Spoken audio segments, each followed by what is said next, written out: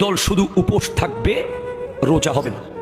শুধু কি থাকবে? যে উপোস, রোজা হবে না। না না না না, হবে না। তারা কারা?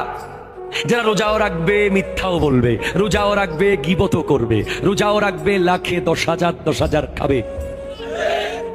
খবরদার, তোমার সেহরি আর ইফতার নাটক।